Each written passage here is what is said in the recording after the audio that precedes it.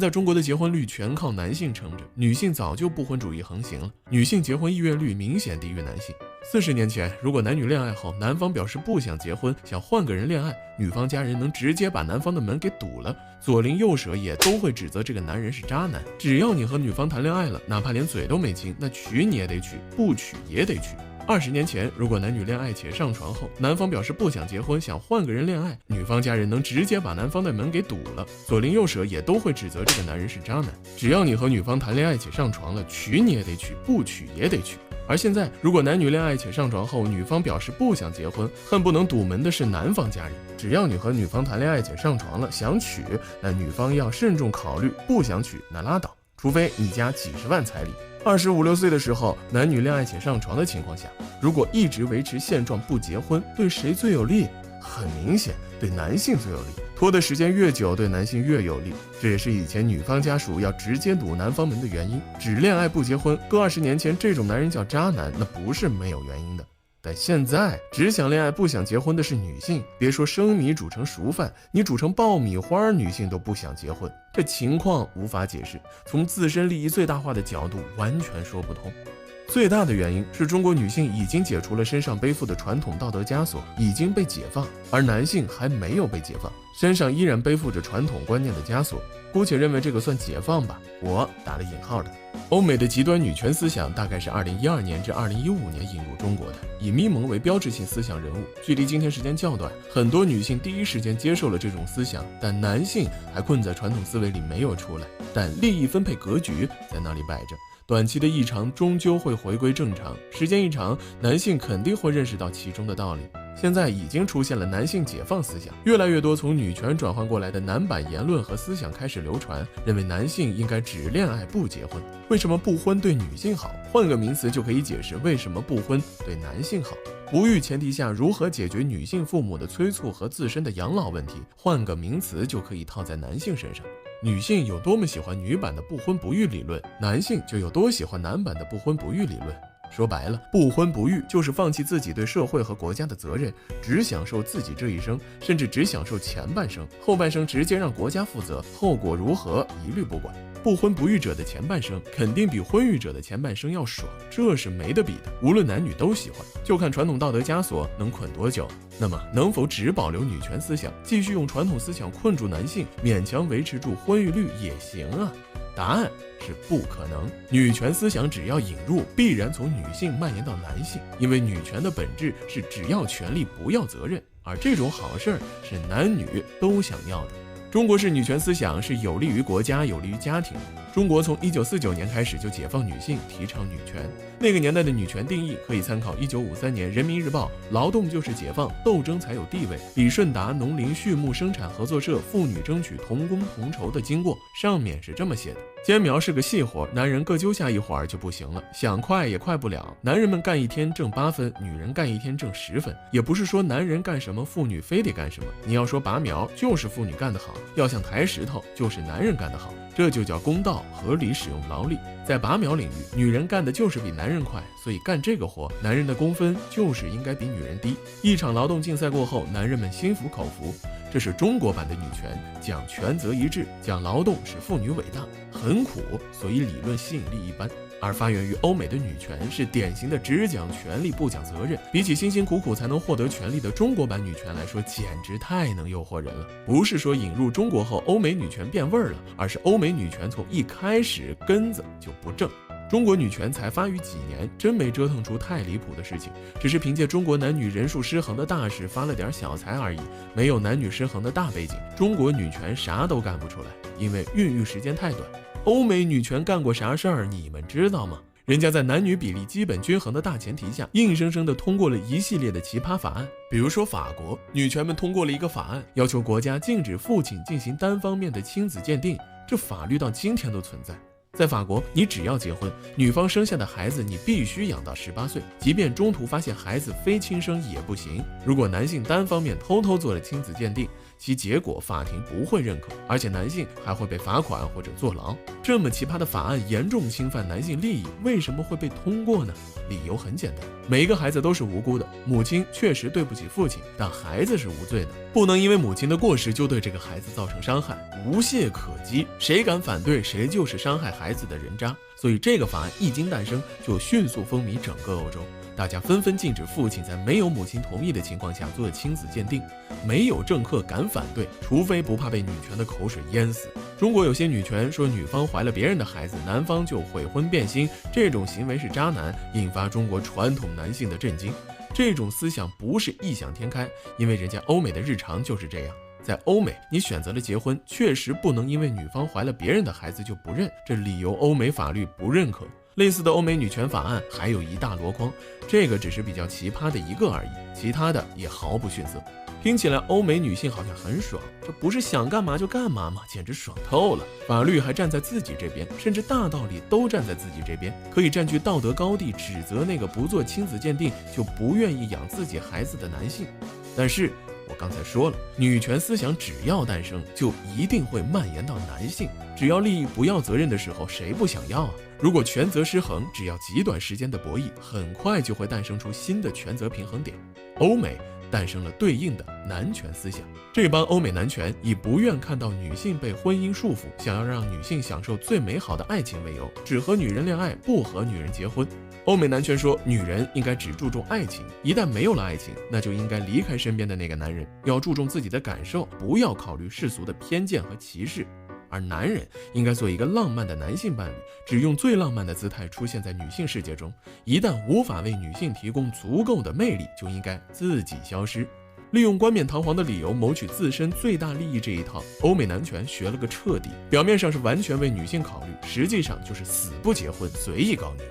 顺便说一下，当初在欧美鼓吹性解放，以解放身体束缚为理由，鼓励女性滥交的，不只是欧美女权的力量，而是欧美男权和女权的合力，直接动摇了婚姻的基础。要不是艾滋病来袭，性解放这一击就早就把婚姻给彻底解体了。男权女权都支持，政府一点办法都没有。回到非婚生育的话题上来，欧美法律规定，没有母亲同意，父亲不允许私自做亲子鉴定。但在没结婚的情况下，女性未婚生子怎么办呢？欧美法律还规定，女性可以强制男性做亲子鉴定，只要鉴定出来是这个男人的孩子，那男性就必须付抚养费。这两个法律都是欧美女权搞出来的，占据道德高地，以明显不公平的条约单方面保护女性权益，听起来都非常好，都对女性非常有利。但是两个法律同时执行的后果就是男性彻底不婚，到处谈女朋友，如果有非婚生育，那就等女方做强制亲子鉴定。法国从此成了浪漫之都，每一个男人都拼命打扮自己，把钱花在自己身上，每天的日常就是怎么去勾搭刚遇到的美女。而法国的非婚生育率也激增到了60%，而且以一个恐怖的速度在持续增长。婚姻近乎于解体，沦为纯粹的财产平分契约。而类似的情况也蔓延到了整个欧美，女性很满意，认为自己得到了解放，很自由，想干嘛就干嘛；男性也很满意，认为自己得到了解放，很自由，想干嘛就干嘛。男女都很满意，大和谐，多好。这样同时得到男女支持，且反对者会被喷成女性压迫者、剥削者的现状，谁敢去碰呢？只恋爱不结婚，看到更喜欢的女人就立刻换女朋友，还能打着保护女性利益的道德大旗，听起来好像是欧美男权利用欧美女权的思想武器，反过来钻了女权的漏洞，占了大便宜。但其实男女利益博弈后一定会归于平等，谁都没办法长期占上风。男人想那么潇洒的玩女人，代价可大了。欧美对于孩子抚养费的认定是只认血缘不认感情。2019年，美国发生过一件奇葩的案件，一个40岁的清洁女工指控一个20多岁的男性富豪不付抚养费。经法院查实，2015年3月上旬，来自赞比亚的简在拉斯维加斯的大酒店做清洁工，在打扫房间时，他发现了一个刚刚使用过的避孕套。入住这个房间的是一个年轻的美国富豪。简在记录这个男富豪身份后，利用注射器从这个避孕套内提取了精液，然后将其手动注射进了自己体内。可亏了这个男富豪够年轻，健康状况够强，这样居然都能怀孕。1年后，简生下了一个男孩。抚养3年后，简向法院提起了诉讼。富豪接到法庭传票后，人都傻了，哪来的什么赞比亚的清洁女工，什么玩意儿？自己从来没见过，绝对不可能有孩子。诬告肯定是诬告，看传票上说这女工都40岁了，说和自己有孩子简直是离大谱。但亲子鉴定后，结果明明白白的写着这就是自己的孩子。富豪懵了，检当庭承认自己并没有和被告发生过性关系，只是私自提取了被告的精液。但这孩子确实就是富豪的，而且已经抚养3年了。按法律，富豪要支付天价的抚养费。最后没办法的富豪选择和清洁女工私了，一次性补偿200万美元了结此事。女清洁工不得再以抚养费名义起诉富豪。这个抚养费有多离谱？一般是男性收入的20%至30%，如果有多个孩子，可以持续提升比例，抚养费最高总支出可达到50%。男性收入越高，抚养费的支出越恐怖。如果收入高但自己花完了，不给抚养费，男性是会进监狱的。曾有黑人拳王因为几万美金的抚养费没有按时支付，被判入狱3个月。不生孩子随意睡觉，生孩子了才付抚养费这事儿，并不代表男性可以放纵一切。前 NBA 总冠军、著名球星斯蒂芬·杰克逊曾说：“我和5个女人生过孩子，我要对和她们一起睡觉然后生孩子这个事儿负责任，我承担全部责任。但其中3个，我甚至都后悔认识他们。我支付了数百万美元的抚养费，却仍然没有见过我的孩子。”在美国，类似的抚养费纠纷遍布所有阶层，并不只是高收入阶层有这个烦恼。